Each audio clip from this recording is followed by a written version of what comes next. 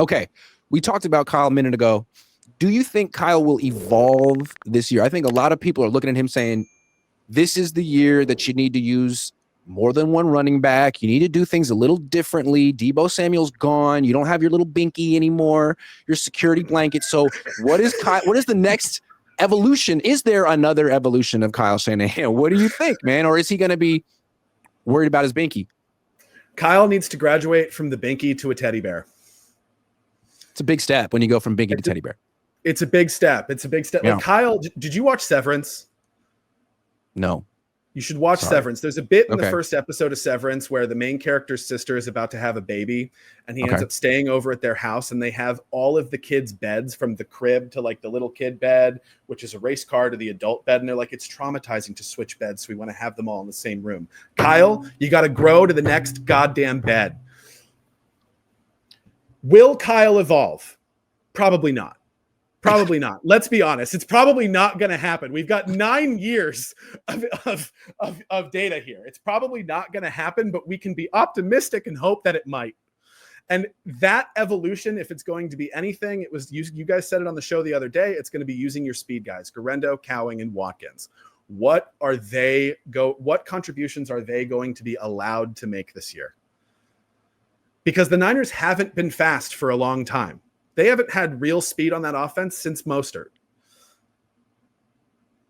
Yeah, it's true. I mean, to me, it all comes down to his usage of McCaffrey, because my theory is that Brett Coleman is essentially correct. Although 2023, they had a great roster, but last year they didn't, even though it was like the 9th highest graded team on Pro Football Focus. That team had a bunch of problems.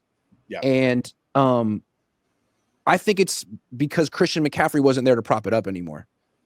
Kyle Shanahan was burnt out and out of ideas. So what he has to do is find a way to preserve Christian McCaffrey, he can't just lean on him and say, be the best player in the league anymore. So can he do that? Or is he going to get him hurt by mid-October? If he gets him hurt by mid-October, the team's going to miss the playoffs and he's going to be on the hot seat.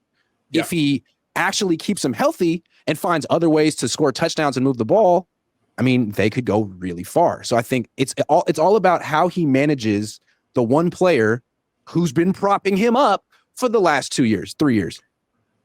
And I think there's 3 ways that I think that should happen. Number 1 is Kittle has to be the number 1 receiver until Ayuk comes back. Kittle can no longer be your 6th offensive lineman. And it's the snake eating itself. Jennings should not have more targets than Kittle. I agree. And I love Jennings, and Jennings is on my fantasy team. I need him to produce, but no, Kittle should lead this team in That's targets. like Klay Thompson taking more shots than Steph Curry. Like, no, it's backwards. Right. Get started at factormeals.com/Cohn50off and use code Cohn50off to get 50% off plus free shipping on your first box. Right. No. I'm with you on that. Kittle would be the greatest tight end of all time, and we wouldn't even talk about Travis Kelce if he had the same type of usage that Kelce had. But the sheer fact that Kittle has to compensate for Colton McKivitz or Mike McGlinchey or whoever else our Swiss cheese right tackle is on any given Sunday we're so lucky that Kittle has the attitude that he has. And he has to deal with Big Brain Kyle, who wants to get the ball to Juwan Jennings 115 times in a season. Right. Big brain. It's like you have quite literally one of the best, if not the best tight end of all time. Yeah, but no one's expecting him to go to Jennings 115 times. So right. Everyone's expecting him to go to Kittle. The second thing, 2 running back sets. We've got to phase out Tang. If anything, Tang should be a glorified second tight end over Luke Farrell. But I want to see Garendo and McCaffrey in the backfield at the same goddamn time. Yep. There's no defense that's going to be able to key to that.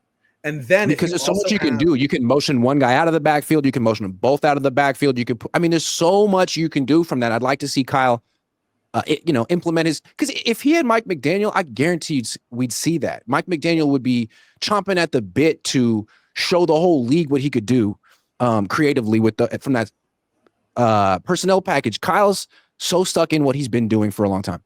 Right. The other thing, and I don't know if his body would be able to handle it, but I would love to see Cowing in a Deebo role.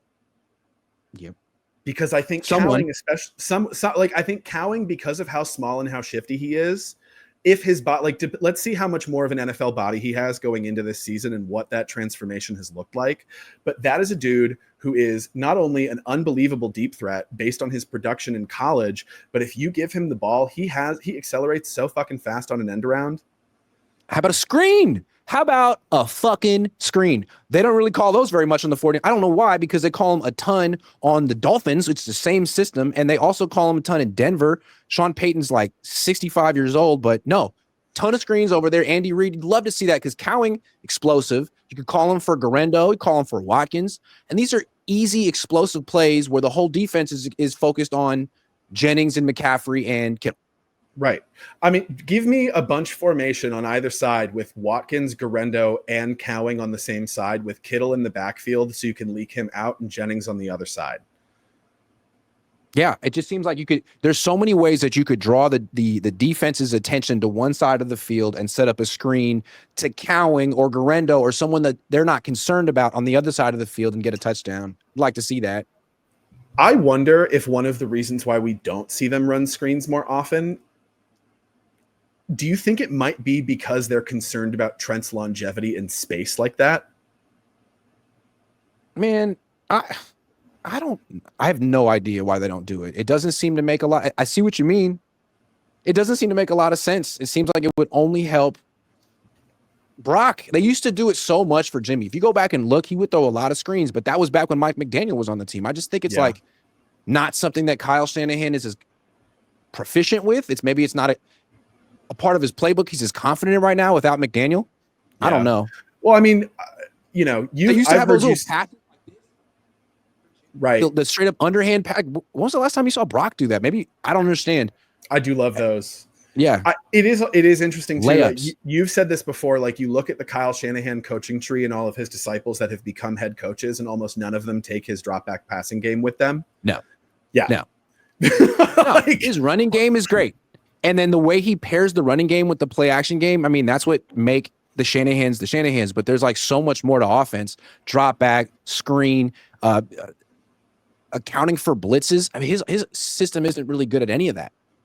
Is this year the year that we're finally going to see Purdy get a little bit more control over the line of scrimmage and we're not going to have Jake fucking Brendel's turnstile ass? No. Is anything really going to change? I would be, dude, if he changes something and evolves, I'd be the first one to acknowledge it.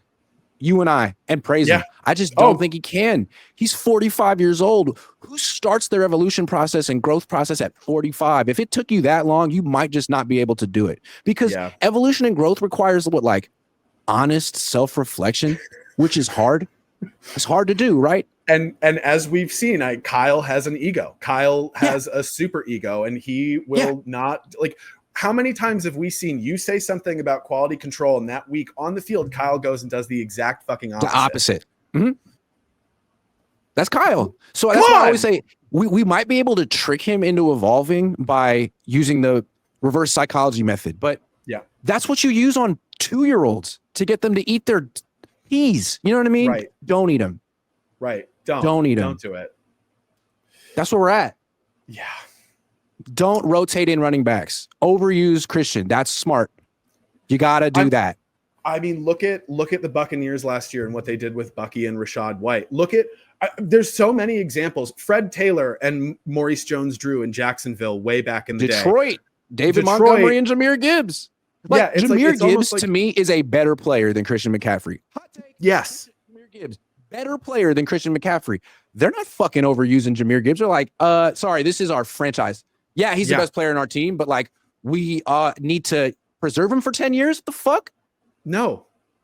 Run him into the ground until you win a fucking Super Bowl. 3 years tops. We saw what we did with Terrell Davis. That's the shelf life. 2.5. And that's unfortunate for the player, but that's what we fucking need on the team. So go get me listen, I'm 33 years old and I am a fan. I don't have a press pass. I am a fan.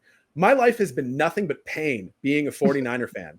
All I have ever known is getting to the cusp of true joy and happiness, only to have my soul ripped out at the last possible minute every single time, except for 2022 and the Eagles game. But it's come on. I would take 10 years of not winning a game just to win a fucking Super Bowl this year. That's where we're at. So you're 91 or 92. 91. Yeah. So you would have been not quite 4 years old when they won the first. Yeah, you don't remember it. I don't remember. Thank goodness I was 6. That was the first season I remember. So I have a feeling, and it was like, oh, I love the Niners. I'm going to follow this team because they win the Super Bowl. At the end of the season, I'm happy. Yeah. And then like after 20 of those, I'm like, you know what? Fuck this. Anyway, Harold McAllister says, I don't know Alex, but this guy's cooking. Thanks, Harold.